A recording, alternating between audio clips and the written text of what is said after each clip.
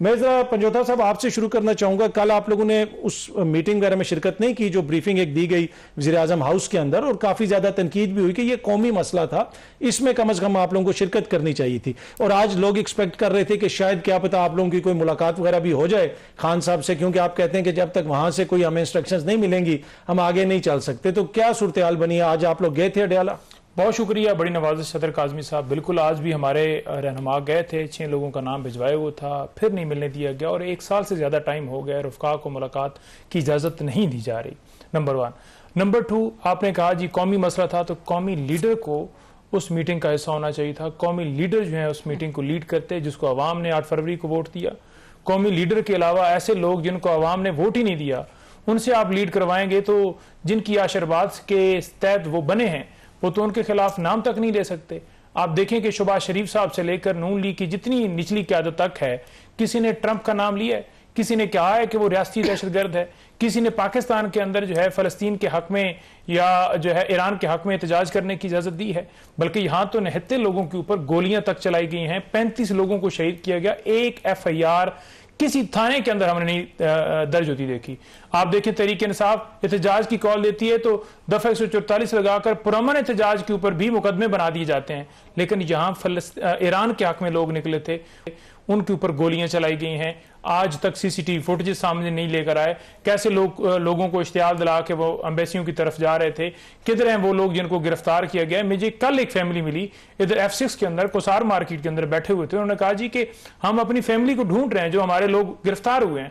ہم گئے ہیں تھانوں کے اندر, انہوں نے کہا ہے جی کہ کوئی پتہ نہیں ہے کدھر ہے, کیونکہ ظاہری بات ہے اب تو ٹرمپ خود دیکھ رہا ہے, ٹرمپ کا معاملہ ہے, ٹرمپ نے وار کیا ہوا ہے, تو ٹرمپ کی پروٹیکشن کے لیے کہ یہاں ان کے جتنے بھی بنے ہوئے ہیں دفتر ان کو کوئی ٹچ نہ کرے, اس کے لیے انہوں نے اپنے لوگوں کے اوپر گولیاں تک چلا دیں. مسئلہ یہ ہے کہ احتجاج حق ہے, یہ تو حق نہیں نا کہ آپ کونسلیٹ پہ چڑھ دوڑیں, وہاں پہ جا کے حملہ کر دیں, توڑ پھوڑ کریں, تو پھر تو سیکیورٹی فورسز آگے سے دیکھیں نا, سیکیورٹی فورسز کا کیا کام ہے؟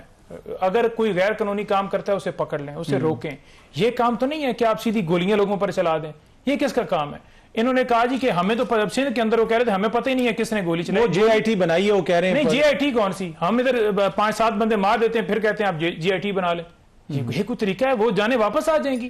آپ بے گناہ لوگوں کے اوپر, پہلے آپ نے TLP کے لوگوں کے اوپر آپ نے گولیاں چلائیں, اس سے پہلے ڈی چوک میں 26 نومبر عمران خان کی جماعت کے کارکنوں کے اوپر آپ نے سنائپرز بٹھا کر گولیاں چلائیں. آپ کو تو خون جو ہے وہ لگ گیا. سارے الزامات ہیں نا جو آپ لوگ لگاتے ہیں. ہمارے پاس ایویڈنس ہے, ہمارے پاس وہ چلا نہیں رہے تھے TLP کے لوگ, وہ کہہ رہے تھے کہ ہمیں جو ہے وہ ہمارے ساتھ بات کیجئے. میں ہاتھ جوڑ رہا تھا کہ ہمارے ساتھ بات کیجئے, ہمارے اوپر گولیاں نہ چلائیے. آپ نے اس کی بات سنی؟ ان کے جو لیڈران ہیں وہ کدھر ہیں؟ ٹھیک ہے, ہمارے لوگ انیس ستی ہو گیا, خیبر پختونخوا سے ہو گئے, بلوچستان سے ہو گئے, شفیق لونڈ جنوبی پنجاب کا, لسٹیں ہم نے فراہم کی ہے کہ ان لوگوں کو شہید کیا ہے, تمام ایویڈنس لگائی ہے, ویڈیوز لگائی ہیں. چلیں یہ دیکھیں نا, بہت سارے آپ کے گریوینسز ہو سکتے ہیں, لیکن یہ جو ایک انٹرنیشنل سطح کا معاملہ ہے, اس کے اوپر آپ کا جو رویہ ہے جماعت کا, آپ سمجھتے ہیں یہ مناسب ہے؟ ہم نے کھل کے ٹرمپ کا بھی نام لیا ہے, ہم نے اسرائیل کا بھی نام لیا ہے. سب سے پہلے ان سے پوچھیں آپ ٹرمپ کو نوبل انعام, آپ امن بورڈ کا بھی جو نیتن بورڈ ہے اس کا حصہ بنیں گے, ٹھیک ہے, ان سے پوچھیں. اچھا پنجوتا صاحب, اب ایک اور درخواست دی گئی ہے اسلام آباد ہائی کورٹ میں ڈاکٹر عظما کی جانب سے, جو خان صاحب کی بہن ہے, کہ ان کو اسپتال شفٹ کیا جائے, اور اس حوالے سے کہا جا رہا ہے کہ شاید وہ درخواست لگ بھی جائے. ان کی سزا معطلی کی جو درخواست ہے اس کی بھی تاریخ غالباً لگ گئی ہے, 11 یا 12 مارچ کو کہا جا رہا ہے کہ وہ اس کی بھی ہیئرنگ ہوگی. تو آپ کو امید ہے کہ چیزیں آگے بڑھیں, کیونکہ کچھ لوگ یہ کہہ رہے ہیں کہ کچھ اشارے ایسے ہیں کہ شاید آپ لوگوں کے لیے کوئی آسانیاں پیدا ہو رہی ہیں؟ یعنی کوئی ایسی بات نہیں ہے, یہ سارے ایسے پراپوگنڈے کیے جاتے ہیں ہمیشہ ایک چیز سے انٹینشن جو ہٹانے کے لیے. خان صاحب کے کیسز کو نہیں لگایا جا رہا.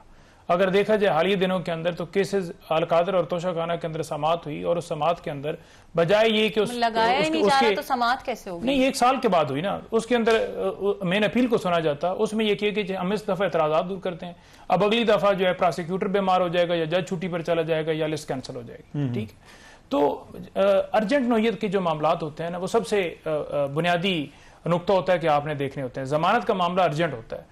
ضمانت کے معاملے کو بھی, سسپینشن کو بھی 1 سال تک نہ لگانا, اس کو التوا کرنا, تو واضح نظر آ رہا ہے کہ کیسے عدالتوں کو کنٹرول کیا. اب دیکھیں چیف جسٹس جو ہیں 16ویں نمبر کے یہ جج تھے, یہاں اگر ان کو چیف جسٹس لیے لگایا گیا کہ آپ نے عمران خان صاحب کے کیسز کو نہیں لگانا, یا لگائیں بھی تو اس میں انصاف فراہم نہیں کرنا. آج ترمیم ایک نئی ہوئی ہے نیب کے اندر, انہوں نے کہا ہے جی کہ اب جو خان صاحب کی یہاں القادر ٹرسٹ کیس کے اندر جو ہائی کورٹ کے اندر فورم کے اوپر موجود ہیں، یہاں سے اگر ان کی درخواست خارج ہوتی ہے اور وہ سپریم کورٹ جائیں گے تو وہ سپریم کورٹ کے اندر سماعت نہیں ہوگی، وہاں جو الگ آئینی کورٹ بنی ہوئی ہے وہاں پر سماعت ہوگی۔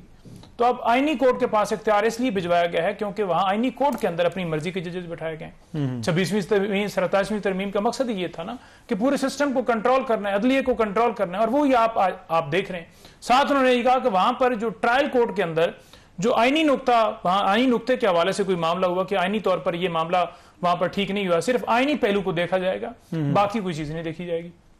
تو اس ساری چیز سے یہ نظر آتا ہے کہ کوئی ایسا معاملہ نہیں ہے۔ دوسری طرف آپ دیکھیں خان صاحب کی ہیلتھ کو، تو دیکھیں خان صاحب کی ہیلتھ کے اوپر یہ کہہ دینا کہ ہم آپ کی اپیل جو مین توشہ خانہ کی ہے اس کے ساتھ ہی 11 کو ہی ہم سن لیں گے، تو بھائی ایک ڈاکٹر کے پاس بندہ جاتا ہے، میری آنکھ خراب ہے یا مجھے بخار ہے، وہ یہ کہہ دے کہ آپ 2 سال کے بعد آئیے گا یا 15 دن کے بعد آئے گا، میں آپ کو سر کے درد کی گولی دوں گا یا آنکھ کے لیے آپ کو قطرے میں دوں گا، تو ایسا تو نہیں ہوتا۔ نواز شریف صاحب کے جب عدالت کے اندر کیس گیا تو اس وقت عدالت نے کہا جی کہ منگل تک کون گارنٹی دے گا ان کی صحت کے حوالے سے، اس وقت عدالتیں گارنٹی مانگتی تھیں۔ آج عدالتوں کے اندر درخواستیں دے کے ہم تھک گئے، اس کے باوجود کچھ اب عظمیٰ آپا نے جو درخواست دی ہے جس کے اوپر آج پھر اعتراضات لگے اور صبح وہ بایو میٹرک کے لیے آ رہی ہیں اور جو باقی اعتراضات ہیں وہ بھی دور ہوں گے، تو اس کو درخواست کو دینے کا مقصد بھی یہی تھا کہ آپ نے مین اپیل کے ساتھ توشہ خانہ کے ساتھ آپ نے اس کیس کو لگا دیا، آپ کو صحت کے معاملے کو الگ سننا چاہیے تھا۔ تو اب ایک الگ سے ریٹ پٹیشن دائر کی جا رہی ہے کہ کم سے کم ان کا ٹریٹمنٹ جو ہے وہ تو پراپر کی جائے، شفا کے اندر شفٹ کر کے ذاتی معالجین اور ان کی فیملی کی نگرانی کے اندر۔ یہ جو بھی فرزانہ کہہ رہی تھی کہ obviously فیملی کی ملاقات وغیرہ ہو جائے تو چیزیں کافی کلیئر ہوں گی، لیکن دوسری جانب دیکھ رہے ہیں کچھ ایسی چیزیں جو آپ لوگوں کی جانب سے آپ کہہ رہے ہیں ہم رہائی فورس بنا رہے ہیں، اب فورس کا سیاست سے کیا تعلق ہے؟ اور پھر یہ بھی شفیع جان کہتے ہیں کہ جب وہ رہا ہو جائیں گے تو فورس کو ہم ڈیزالو کر دیں گے، جیسے وہ کوئی جتھا ہوگا، کوئی ڈسپلن فورس ہوگی۔